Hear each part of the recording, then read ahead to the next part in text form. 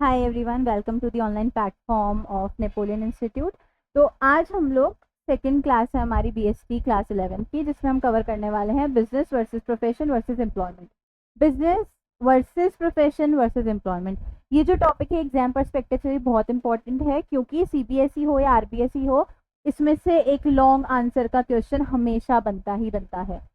Also it is a very basic thing, क्योंकि अगर हम किसी नॉर्मल इंसान से पूछते हैं कि बिजनेस, एम्प्लॉयमेंट और प्रोफेशन में क्या डिफरेंस होता है, हो सकता है वो बता दे, हो सकता है वो ना बताए, but you all being the students of business studies, आपको ये पता होना चाहिए।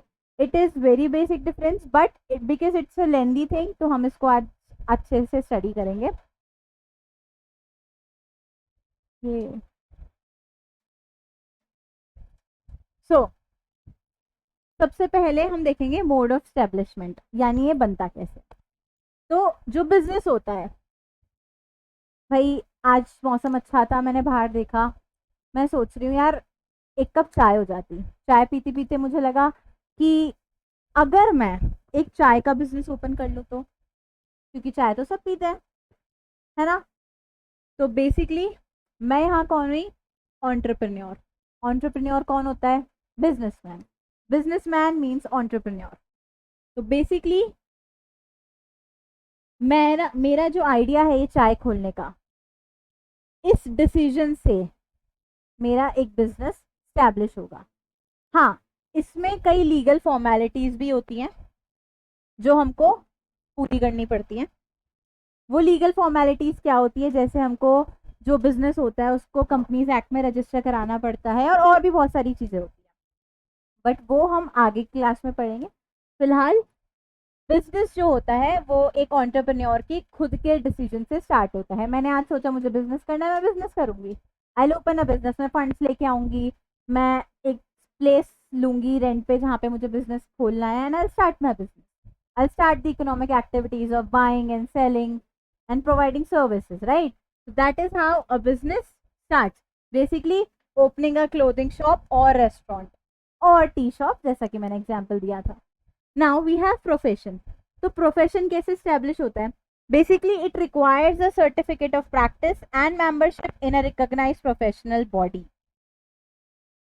जैसा मैंने लास्ट क्लास में बताया था, जब हम लोग ब्रीफ इंट्रोडक्शन ले रहे थे, कि जो प्रोफेशन होता है उसको परफॉर्म करने के लिए हमको एक सर्टिफिकेट ऑफ प्रैक्टिस चाहिए होता है। अब सर्टिफिकेट ऑफ प्रैक्टिस क्या होता है? सी स्टूडेंट, जैसे एक लॉयर जो होता है, after completing his degree, LLB या फिर बीएलएलबी और बीबीएलबी वॉट एवर, डिग्री कंप्लीट करने के बाद उसको बार काउंसिल ऑफ इंडिया का एग्जाम देना पड़ता है। जब वो एग्जाम क्लियर कर लेता है तो उसको लाइसेंस प्रोवाइड हो जाता है, उसको एक लाइसेंस प्रोवाइड हो जाता है, ठीक है। और वो लाइसेंस जो होता है वो ये बताता है कि दिस पर्सन, ही और she is a certified advocate and he can pursue law. ये लीगल करियर परस्यू कर सकते हैं एज एन एडवोकेट। सिमिलरली जो सीए होता है, चार्टेड अकाउंटेंट जिसको हम कहते हैं, तो आपने सुना होगा कि बच्चे सीए के एग्जाम की प्रिपरेशन करते हैं, सीएस के एग्जाम्स की प्रिपरेशन करते हैं, और उनमें उनको एग्जाम्स पास करने पड़ते हैं, राइट। वो पर्टिकुलर एग्जाम्स ना हमको कॉलेज में पढ़ाया जाता है ना हमको स्कूल में, उसकी अलग से क्लासेस होती हैं, कोचिंग्स होती हैं, और उसके लिए एक अलग से आपको सर्टिफिकेट मिलता है after completion of that course. और जब आपको सर्टिफिकेट मिल जाता है, you are a certified chartered accountant, means you can pursue the career as a CA. और same goes with doctor. Doctor के को भी डिग्री के बाद कुछ ऐसे एग्जाम्स देने पड़ते हैं जिसके बाद उसको लाइसेंस मिलता है प्रैक्टिस करने का, अपना डॉक्टर के करियर को फॉलो करने का। तो प्रोफेशन बेसिकली एक सर्टिफिकेट ऑफ प्रैक्टिस रिक्वायर होता है उसमें, जो कि बिजनेस में नहीं होता। ये हम आगे पढ़ेंगे। Next we have employment. अब एम्प्लॉयमेंट क्या होता है? फॉर एग्जाम्पल, लेट्स से कि नेपोलियन इंस्टीट्यूट में आई एम अ टीचर, तो क्या मेरे को ये लोग सैलरी दे रहे हैं? हाँ, बिल्कुल सैलरी दे रहे हैं। तो क्या ये एम्प्लॉयमेंट हुआ? यस, यही एम्प्लॉयमेंट होता है। किसी भी ऑर्गेनाइजेशन में, बिजनेस में, कंपनी में, इंस्टीट्यूशन में, अगर कोई पर्सन किसी भी टाइप का जॉब करता है जिसके बदले में उसको सैलरी मिलती है, दैट इज एम्प्लॉयमेंट. अब it's not only about getting salary. अगर मेरे को वेजेस भी मिल रहे हैं, अगर एज अ लेबर मुझे वेजेस मिल रहे हैं कहीं पे काम करने के, that is also employment for me. तो ईदर यू गेट सैलरी और you get wages. It already depends on white collar job है या ब्लू कॉलर जॉब है. तो आपको सैलरी या वेजेस मिलते हैं एम्प्लॉयमेंट में.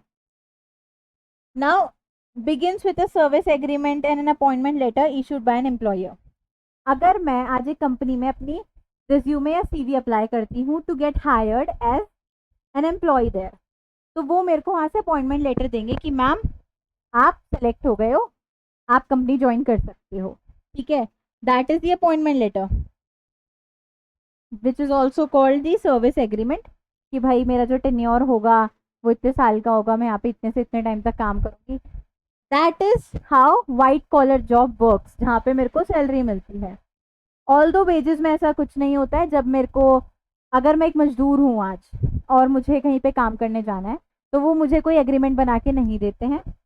बस ये होता है कि हम डिसाइड करते हैं ओरली कि भाई तुमको इतना काम करना है और उसको तुमको डेली वेजेस के हिसाब से इतने पैसे मिल जाएंगे. That is also employment. So this is how all three of them establish. ये स्टार्ट ऐसे होते हैं. Next, nature of work. तो बिजनेस में, प्रोफेशन में और एम्प्लॉयमेंट में हमने ये तो देख लिया कि स्टार्ट कैसे होता है. बट अब इनके अंदर काम क्या होता है, क्योंकि तीनों ही बिजनेस एक्टिविटीज है, तीनों ही हम इसलिए करते ताकि हम पैसा कमा सकें. इनमें काम में क्या डिफरेंस होता है इनके काम में. तो अगर हम बिजनेस की बात करें, it provides goods and services to the general public, which means मेरी अगर आज किराने की दुकान है तो मैं वहाँ पे लोगों को गुड्स सेल करूंगी जिस भी गुड्स के लिए वो आएंगे. या फिर मैंने एक रेस्टोरेंट खोल रखा है तो मैं वहाँ पे लोगों को सर्विस प्रोवाइड कराऊंगी जिसके लिए वो आए हैं. फॉर एग्जाम्पल, अगर आज आप एक सैलून में जाते हो तो वहाँ पे आपका हेयर कट हो गया, आपका मैनिक्योर पेडिक्योर और वॉट एवर जो भी आप सैलून में करते हो, वो सब वो सर्विसेज में आता है जो वो सैलून आपको प्रोवाइड करा रहा है. That is also business. Now here is this term manufacturing products. तो अब यहाँ पे मैन्युफैक्चरिंग प्रोडक्ट्स क्यों आया? आई होप आप लोग को याद होगा, हमने लास्ट क्लास में पढ़ा था कि बिजनेस के अंदर जो इंडस्ट्रीज होती हैं, that what do they perform? They perform raw material से फिनिश गुड्स जो होते हैं वो इंडस्ट्रीज में आती है. और इंडस्ट्रीज किसके अंडर आती है? बिजनेस के अंडर में. There were two classification if you remember, industry and commerce, right? So manufacturing products is the part of industries and running a restaurant and selling clothes is the part of commerce. Next we have profession. अब profession में क्या होता है? Providing expert and personalized services based on specialized knowledge. See, जैसा मैंने कहा था कि प्रोफेशन में आपके पास अलग से लाइसेंस मिलता है, आपको सर्टिफिकेट ऑफ प्रैक्टिस मिलता है. आपको जो क्यों मिलता है? आपको अगर आप किसी चीज में अच्छे हो तो आप उसमें स्पेशलाइजेशन करते हो. और जो प्रोफेशन होता है, it is about the skilled specialisation. कि भाई मैं एक लॉयर हूँ, मेरी स्पेशलाइजेशन क्या है? मैं कोर्ट में केस लड़ सकती हूँ, मैं आपको एक लीगल एडवाइस दे सकती हूँ. सिमिलरली प्रोफेशन में और जो चीजें होती है जैसे मेडिकल कंसल्टेशन. भाई मेरे को बहुत तेज बुखार हो रहा है, मैं क्या करूँगी? क्या मैं एक डॉक्टर के पास जाऊंगी या फिर मैं एक नाई के पास जाऊंगी? ऑब्वियसली मैं एक डॉक्टर के पास जाऊंगी. क्यों जाऊंगी? क्योंकि डॉक्टर के पास वो स्पेशल नॉलेज है. Doctor has that specialised knowledge, doctor has that licence, doctor has that certificate for practice, जो उसको मेरी हेल्थ या हम सबकी हेल्थ का ध्यान रखने के लिए मिला है. I know it doesn't really sound that well, but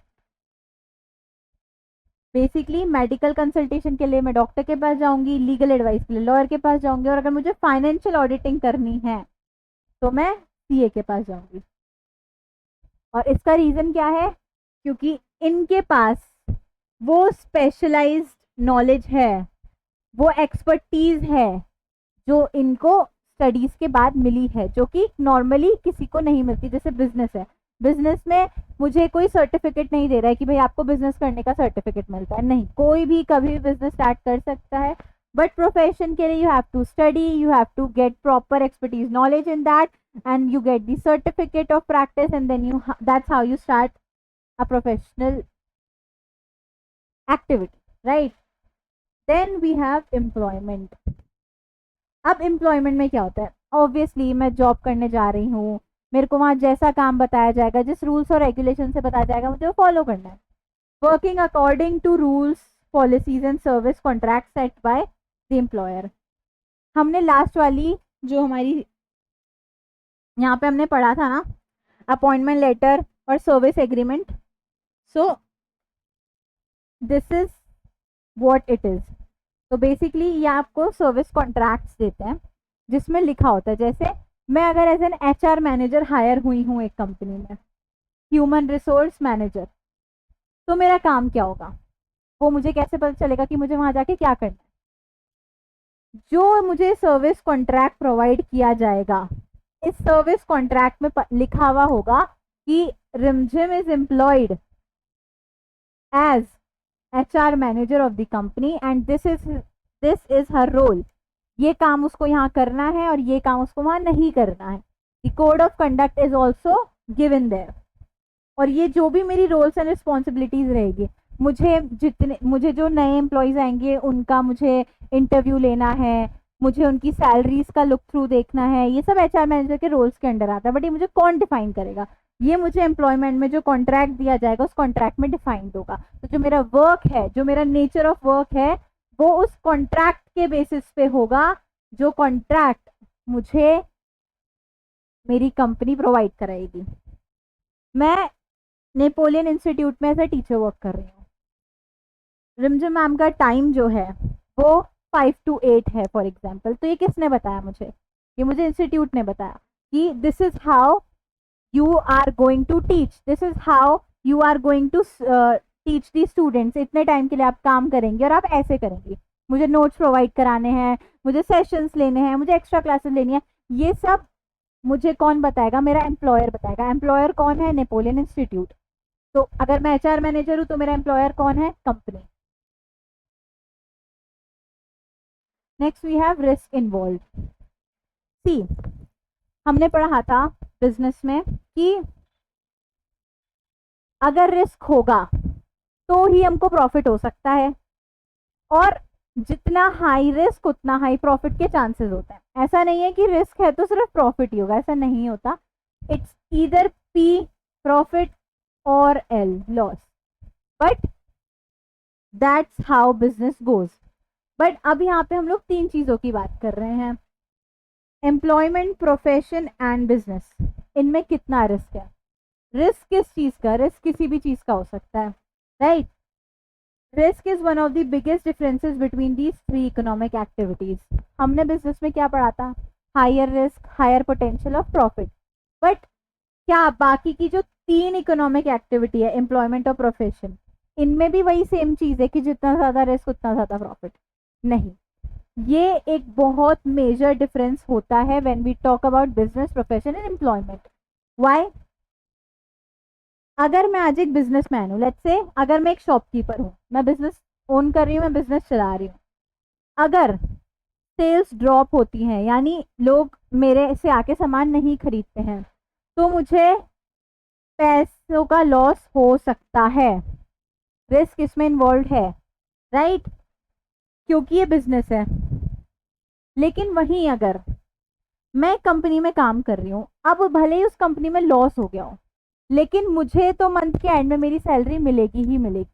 तो क्या वहां पे मेरा लॉस हुआ? नहीं। भले ही कितनी भी बड़ी कंपनी हो या कितनी भी छोटी कंपनी हो, अगर उनको लॉस होगा, still I will get paid if I am an employ in that company. This is a major difference. Not talking about profession. See, I have categorise here कि एम्प्लॉयमेंट में लो रिस्क होता है, यानी salary तो मिलती ही मिलती है, company की कैसी भी परफॉर्मेंस हो, कंपनी लॉस में जाए, कंपनी प्रॉफिट में जाए, ऐसा नहीं कि कंपनी को किसी दिन ज्यादा प्रॉफिट हो गया तो मुझे सैलरी ज्यादा मिलेगी, ऐसा नहीं है। जितनी सैलरी मेरी डिसाइडेड है, और अगर मेरी सैलरी हर साल बढ़ती है वो उतनी ही रहेगी और वो मुझे मिलेगी ही मिलेगी, रिगार्डलेस ऑफ कंपनीज परफॉर्मेंस, चाहे कंपनी को प्रॉफिट हो चाहे कंपनी को लॉस हो, doesn't matter, as an employee मुझे मेरी सैलरी मिलेगी। तो इसमें जो रिस्क होता है that is low. Then business की अगर हम बात करें तो profit and loss can not be determined beforehand, you could earn 1 lakh और लूज 50,000। जैसा मैंने लास्ट टाइम एग्जाम्पल दिया था कि बिजनेस में गारंटी नहीं होती कि आपको लॉस होगा या प्रॉफिट होगा, राइट। रिस्क ज्यादा लोगे तो प्रॉफिट भी हो सकता है बट लॉस भी हो सकता है। You could either earn 1 lakh और लूज 50,000। और ऐसा नहीं है कि आज मैंने बिजनेस खोला है तो भाई मेरे को सपना आया था कि मैंने 2 लाख कमाए, क्या it is valid? No it is not. मैं पहले से डिटरमाइन कर ही नहीं सकती बिजनेस में कि लॉस होगा या प्रॉफिट होगा। हाँ, वहां पे always there are factors that affect it, but फिर भी प्रिडिक्शन करना इज नॉट पॉसिबल नाउ, इसलिए यहाँ पे रिस्क हाई होती है। Now we talk about profession.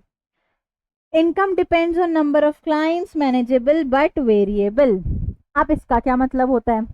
Employment में तो मुझे सैलरी मिल रही है, बिजनेस में मैं जैसा काम हो रहा है, काम चल रहा है, अच्छा चल रहा है, प्रॉफिट होगा, बुरा चल रहा है, लॉस होगा।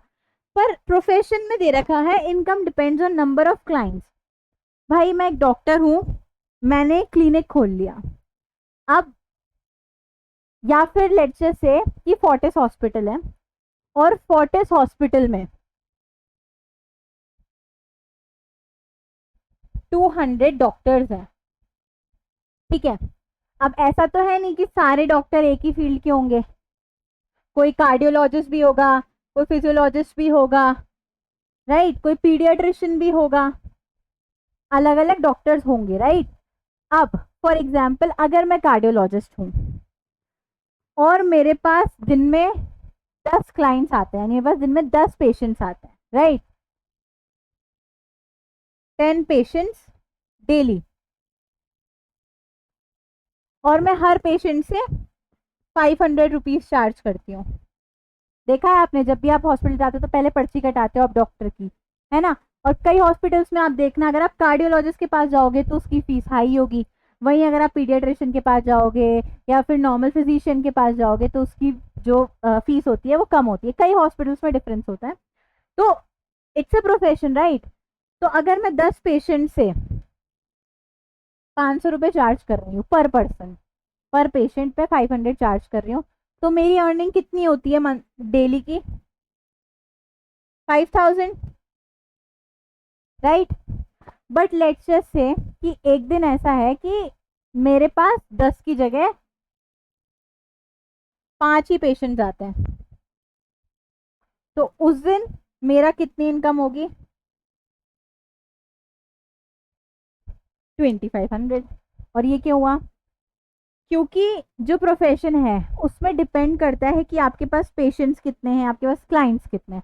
अगर मैं एक लॉयर हूँ और मैं 10 बड़ी कंपनीज है जिनके लिए मैं लीगल एडवाइजर का काम करती हूँ, तो I will earn very well. But वहीं एक लॉयर है जो 1-2 लोग उसको केस, महीने में 1-2 कोई केस मिल जाते तो उसके लिए काम करता है, तो उसकी इनकम इतनी अच्छी नहीं है।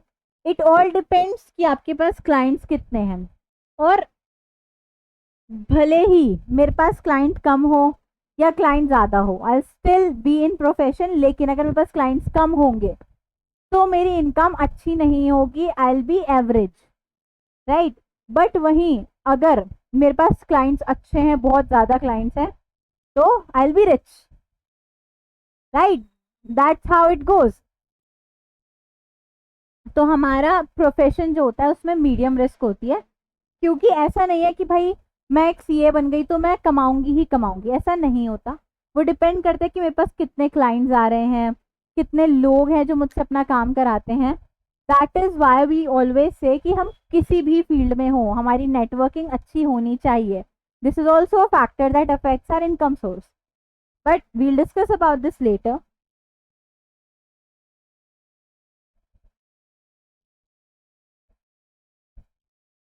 Next we have is code of conduct. अब चलो हमने सब पढ़ लिया, हमने देख लिया इसमें काम कैसे होता है, ये स्टार्ट कैसे होता है, कौन एम्प्लॉय करता है, कौन बिजनेस करता है, कौन प्रोफेशन करता है, रिस्क कितना इन्वॉल्व होता है। Let's talk about code of conduct. सबसे पहले तो कोड ऑफ कंडक्ट क्या होता है? Code of conduct is the way you do something. We can also say codes are rules. तो ऐसे कौन से रूल्स एंड रेगुलेशन होते हैं जो आपको बताते हैं कि आपको किस वे में कोई काम करना है या काम नहीं करना है? Now if we talk about business, भाई मैं शॉपकीपर हूँ, आज मैंने दुकान नहीं खोली, मेरा मन नहीं था, मेरा संडे था, मैंने संडे एंजॉय किया. Can I do that? Yes I can do that.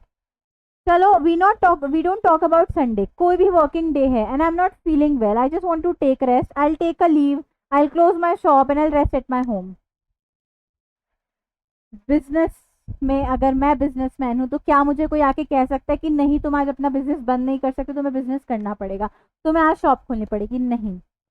Business में कोई specific code of conduct require नहीं होता है. See, code of conduct means rules and regulations. आपको कोई पर्टिकुलर रूल्स एंड रेगुलेशंस बताई गई हैं और आपको उनको फॉलो करना है. बिजनेस में ऐसा कुछ नहीं होता. लेकिन there is something which is called ethical practices. Again this is a important topic. Business ethics हमारे पास एक टॉपिक, सेपरेट टॉपिक है जिसको हम आगे क्लासेस में कवर करेंगे.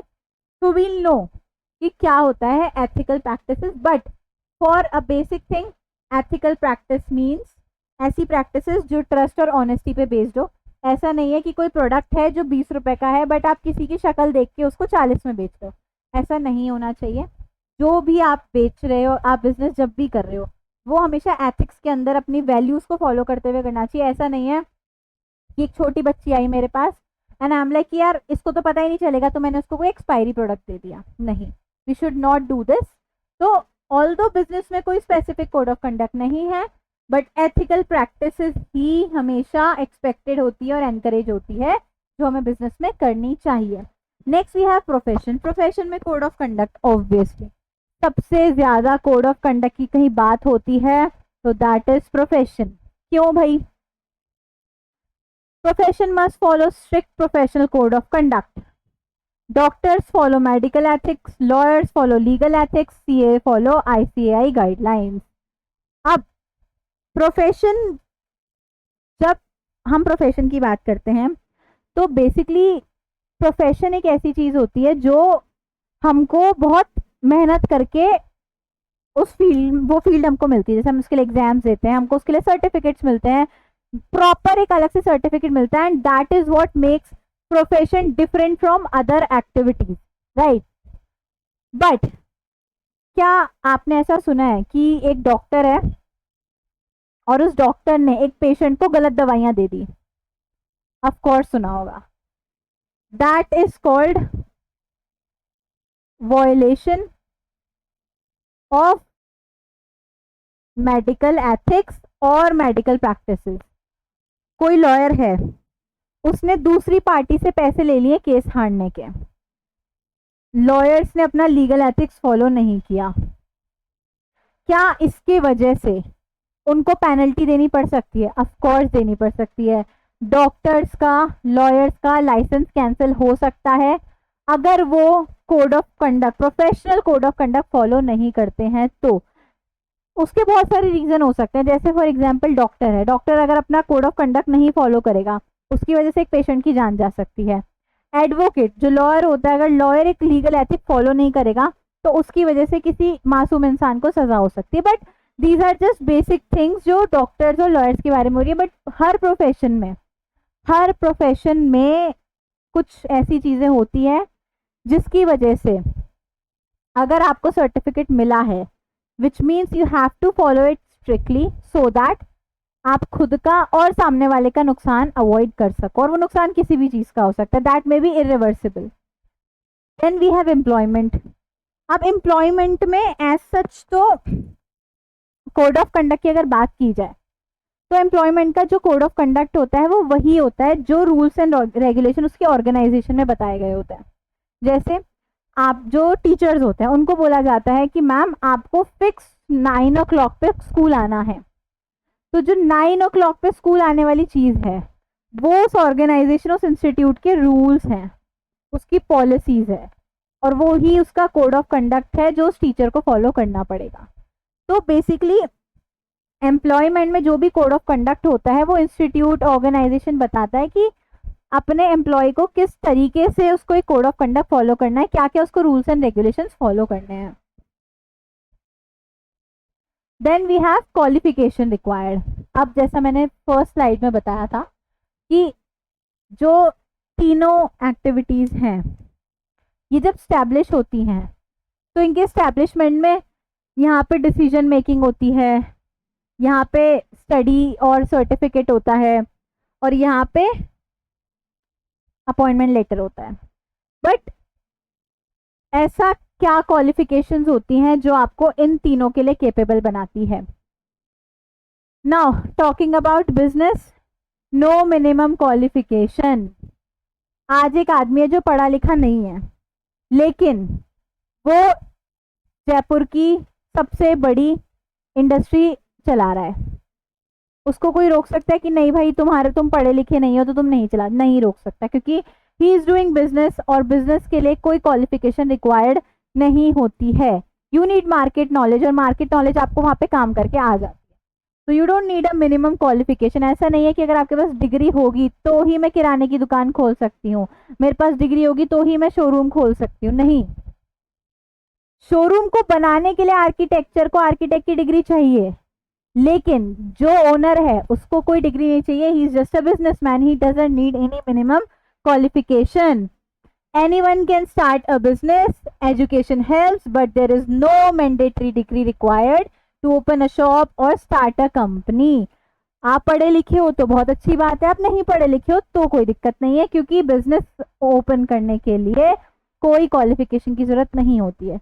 आज कोई गरीब आदमी है, वो फ्रूट्स और वेजिटेबल्स का ठेला लगा के बैठा है, इसको हम वेंडर कहते हैं, स्ट्रीट वेंडर्स जो होते हैं। क्या उनके पास डिग्री होती है? नहीं होती है।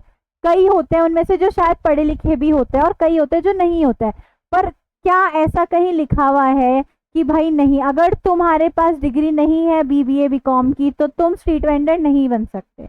ऐसा नहीं होता है। There is no minimum qualification to start a business.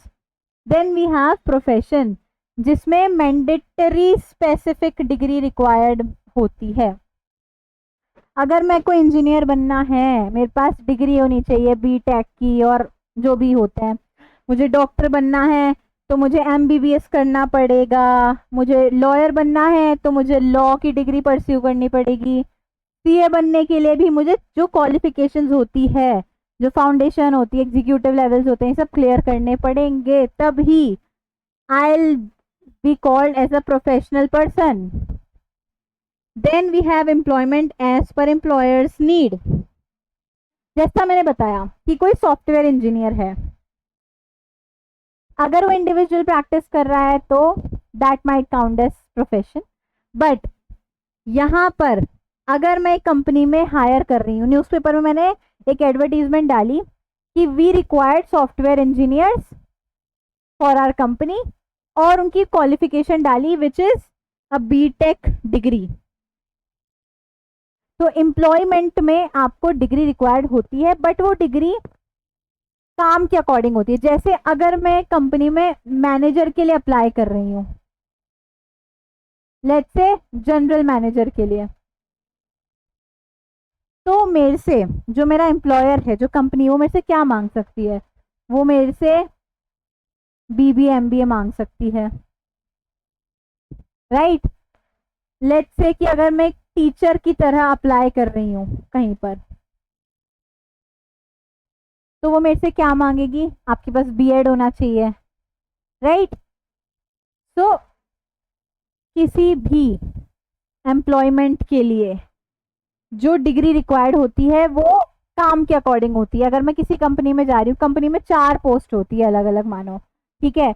अगर मैं सॉफ्टवेयर इंजीनियर की पोस्ट पे जा रही हूँ तो मुझे बीटेक चाहिए, मैं मैनेजर की पोस्ट पे जा रही हूँ तो मुझे बीबीए एमबीए चाहिए, मुझे डायरेक्टर बनना है तो उसके लिए डिग्री।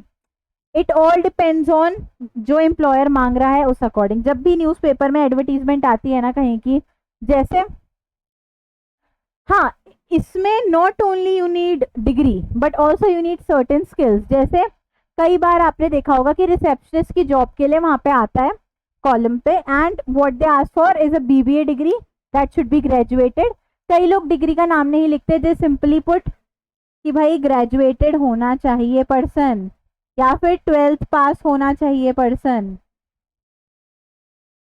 राइट। सो एम्प्लॉयमेंट में इट ऑल डिपेंड्स ऑन कि जो एम्प्लॉयर है जो आपको हायर कर रहा है वो क्या चाहता है। Now basically this is a comparison table. You can see, you can take a screenshot if you want, right?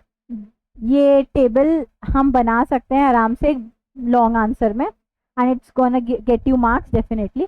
अब there is one thing which you should know, एक बहुत कॉमन प्रोफेशन बोल दो, एम्प्लॉयमेंट बोल दो, दैट इज टीचर।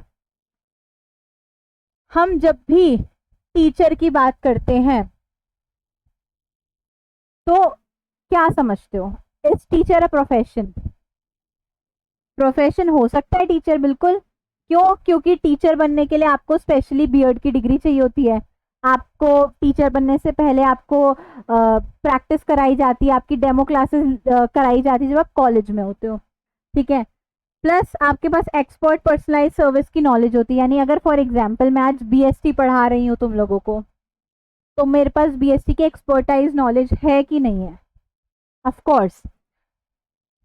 और see now there is one thing कि भाई टीचर जो होता है वो तो एम्प्लॉय भी होता है।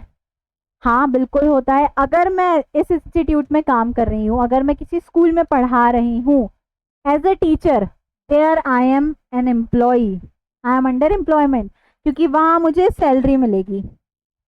बट वहीं अगर मैं खुद होम ट्यूशंस ले रही हूँ, मैं मेरी खुद की कोचिंग है, मैं खुद बच्चों को पढ़ा रही हूँ सेपरेटली, तो वहाँ मुझे फीस मिलेगी। आपने कई बार सुना होगा कि जब भी आप ट्यूशन में किसी टीचर को पैसे देते हो तो आप उसको सैलरी नहीं बोलते, आप उसको फीस बोलते हो कि मुझे उनको फीस देनी है। वैसे ही अगर वो टीचर स्कूल में काम करती है तो वो क्या बोलेगी कि उसकी सैलरी। तो टीचर का कई बच्चे कंफ्यूज होते हैं, तो कंफ्यूज नहीं होना है। टीचर का एग्जाम्पल प्रोफेशन में भी आ सकता है, एम्प्लॉयमेंट में भी आ सकता है, but you have to define it कि teacher working in a school is an employee, but teacher taking home tuitions by herself is fees, and it comes under profession. That's it for today's class. Thank you. Sir, excuse me. Huh?